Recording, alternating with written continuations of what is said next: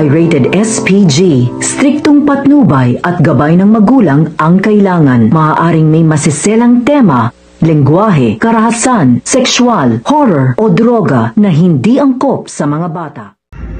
Pinayagan ng nganin po ni Marites itong si Ramon na makapag-usap sa kanya at pumunta nga sila sa isang mamahalin na restaurant kung saan sila mag-uusap.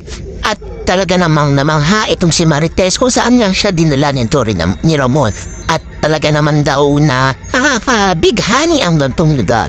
At gusto nga lang siya pamustahin nito ni Ramon tungkol sa kanilang pamilya at gusto na rin ibalita nito ni Ramon kay Marites na nasa maayos na daw ang kanilang anak na si Tanggol. Ngunit ang hindi nga alam nito ni Marites ay hindi nga si Tanggol ang kasama nito ni Ramon, kundi itong si David at wala namang paalam-alam ito si Ramon na si David pala ang kanyang kasama at hindi itong si Tanggol.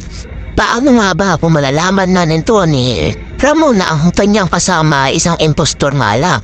Aabangan nga natin yan dito nga lang sa FPG's Batang Quiapo.